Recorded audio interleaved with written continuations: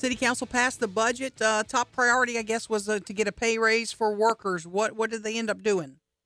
Well, they did just that. They did, in fact, approve the budget, which had that 2.5% increase that you mentioned a few moments ago for non-public safety employees, but for our rank and file employees and for our department heads who had an increase in 6 years. It's been 6 years for employees, for many of them. Right. Wow. What else are the highlights in the budget? I know there's concern about water and sewer possible increases. What are some other highlights folks need to know about? I don't know where that water and sewer increase is coming from. We have no intent at this point that I'm aware of, but we do have, as part of our contract, there is every year there's an annual adjustment based on the consumer's price index, but no specific intent to raise the prices, the fees at this time.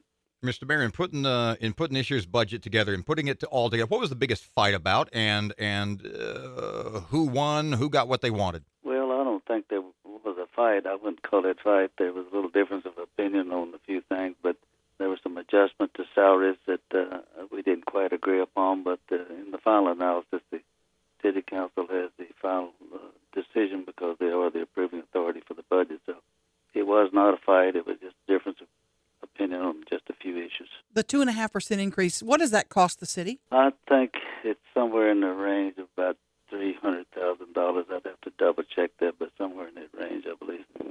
Are you optimistic that you can do this every year for employees, or is that something that's going to be hard to do? The budget's tight.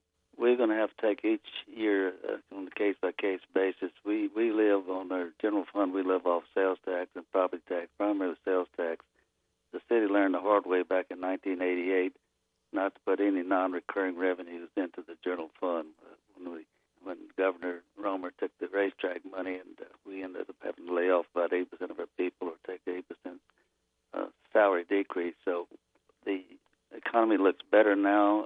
Our sales tax had been flat at about 2%, but they were up about double that this year. And with all the entities coming into town, we're optimistic that the sales tax revenue is going to continue in the future. But I would not assume anything. We'll just take them on a case-by-case basis every year. Mayor Lowe Walker, got to ask you this because Bossier is growing just by leaps and bounds.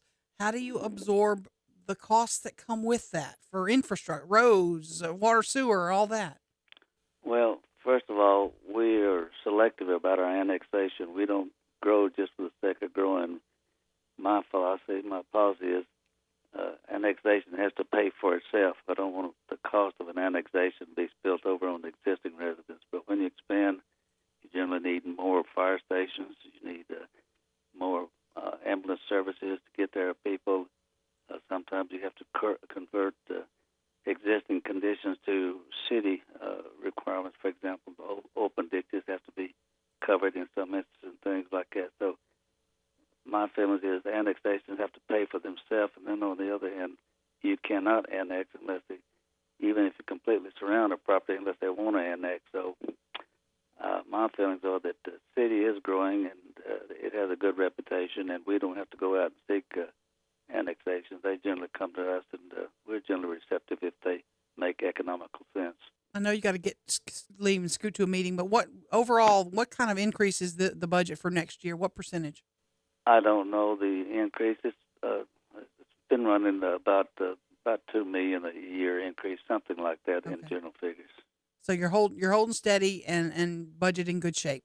Yeah, I'm optimistic, Aaron, and looks good for Bossier City, and we're very pleased.